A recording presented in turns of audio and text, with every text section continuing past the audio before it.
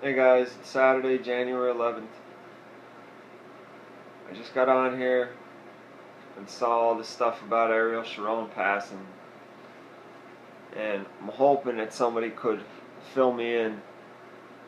Like, I looked up about Rabbi Kaduri's prophecy, and I have no doubt that Jesus would take someone like him and show himself to him. I'm not doubting that he claimed that Yeshua is the Messiah and that he would come soon after Ariel Sharon's death. But I have a problem with everybody thinking that it means immediately, because it doesn't. I've said it like 20 times already. At the end of the book of Revelations, it says, if any man addeth to this book of prophecy, and that doesn't mean it's specific to this book, because he says, from the words of this book of prophecy, it's specific to this book. Because a rabbi said that when Ariel Sharon died, Jesus would come, he didn't say that immediately after Sharon's death that Jesus would show up. He said soon after. Unless I'm wrong, but I've watched 5 different videos that all said the same thing, and they were all linked directly to his website. You can't add stuff to this book. You just can't. He said that soon after Sharon's death, the Messiah would come. The tribulations started. Like, we're in it. It's about to get to the part where stuff starts falling from the sky. I don't know when. He hasn't given me a date or a specific time.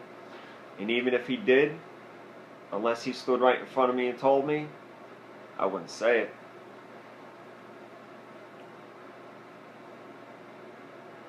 I was shown where we were at a while ago, and that was when they couldn't find anybody to crack the seals, and the Lamb was worthy to crack the seals. And we're past that. What comes next?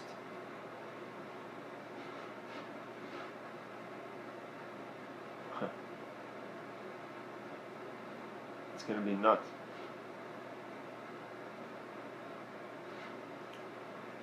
As Christians, we only need to look to one place for answers. It's right in front of us. This listening to what this guy says and what this watchman says and what this... You can't do that. Our Father gave us specific instructions.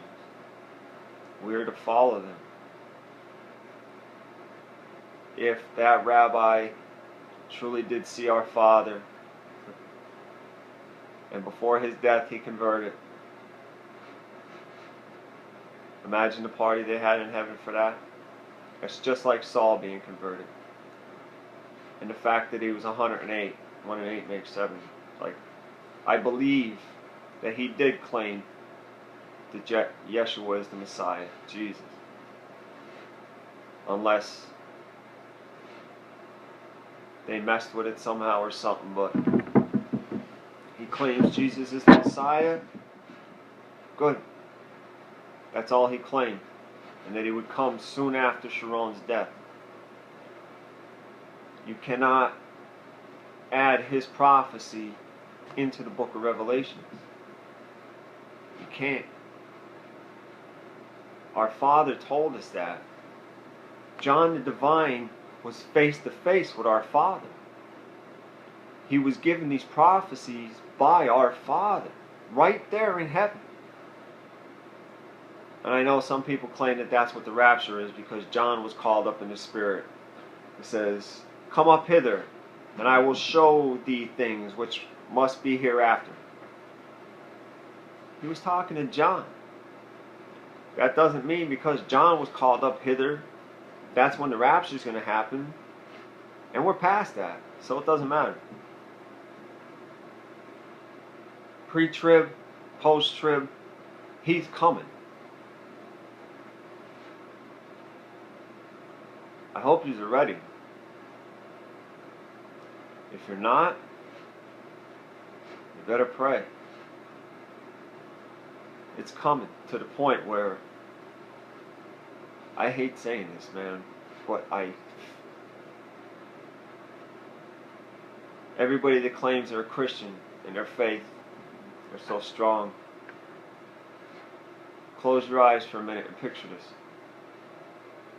Picture your son or your daughter, your brother, sister, mother, father, down on their knees. Somebody standing behind them with a gun in their head, telling you, recant, or we're going to shoot them. Or take the mark, or we're going to shoot them. Picture it. Really picture it. Because that's what's about to happen. What do? And I know it's heartless. And I don't want to sound cold or rotten. But this is the reality of what we're in right now. And what's about to come. Picture your children on their knees with a gun to their head. What do? Is your faith strong enough that you know that they pull that trigger, they're in the arms of our Father? Or are you like that mustard seed that didn't grow roots and wavers? And you recant. To live for 10 years? Not even. It's predicted how long we have once the tribulation starts. What are they going to give you? 2 years? 6 years at the most? 7? For what?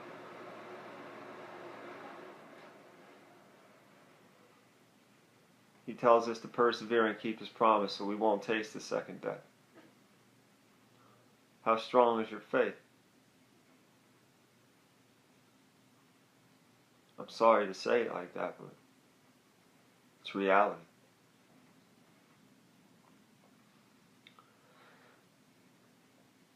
My dreams have been consistent with destruction and stars falling from the sky, and I've seen the sun, this crazy purplish black, 3 or 4 times that I know of in my dreams.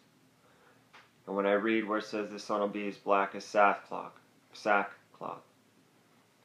that's the only thing that comes close, because there's no other description of that sun. It's almost purple, but it's not. It's so dark it looks purple.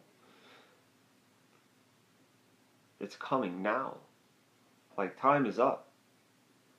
I'm not claiming that it's going to happen today or tomorrow. No man knows the hour except our Father or his Father. I'm telling you though, it's imminent. Very, very, very close. And everybody, a lot of people are preparing, saving food, and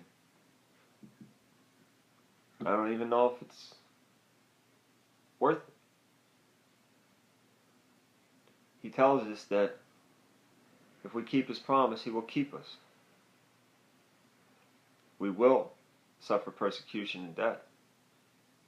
He says right out, keep these promises, and I will keep you. Because thou hast kept the word of my patience, I also will keep thee from the hour of temptation which shall come upon all the world to try them that dwell upon the earth. Behold, I come quickly. Hold that fast which thou hast, that no man take thy crown. Him that overcometh will I make a pillar in the temple of my God, and he shall go out no more. And I will write upon him the name of my God, and the name of the city of my God, which is New Jerusalem, which cometh down out of heaven from my God, and I will write upon him my new name. I know that could be interpreted as the rapture too, but it's not. We are about to see things. I hope it's not for a while yet. Like, I hope I have a little more time to try and reach more people. Because I screwed up. I saw heaven.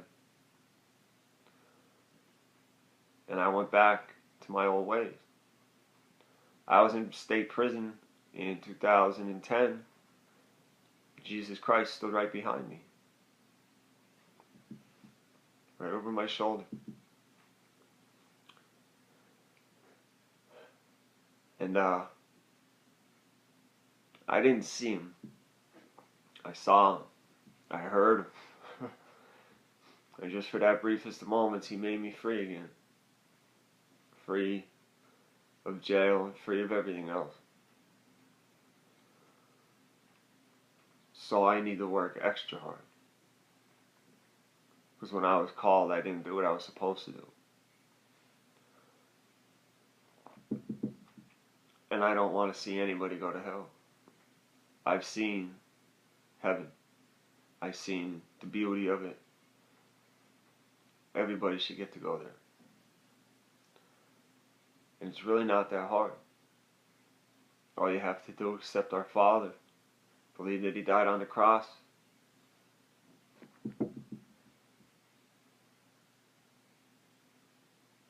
Saved by grace, not of works, lest any man should boast. But some are required to work. Well, we are. Once you're saved, you have a job to do. And I didn't do mine. I still battle with myself about whether or not I even deserve to go home. For a long time I told myself after what I was shown, the fact that I went back to the way I was, I don't deserve to even look at him. But then that goes against what he teaches too. But then there's also, I wish you were either hot or cold. Since you are lukewarm, I'll spit you out of my mouth. So I still battle with it. But it doesn't matter. Whatever happens to me when I die happens to me.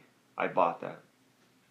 But there's no reason that anybody else should have any doubts as where they go and how to get there. And if making these videos and gets just one person, I'll suffer through this. It was worth it. I don't really know what else to say.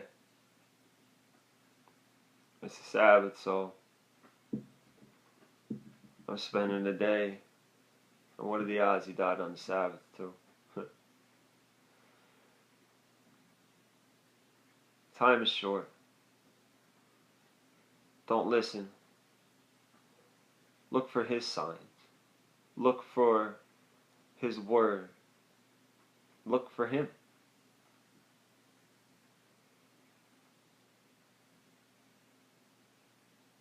That's it. My head's empty. That's all he wants me to say. He loves you. He loves all of us. Time's short. Please listen to him. God bless.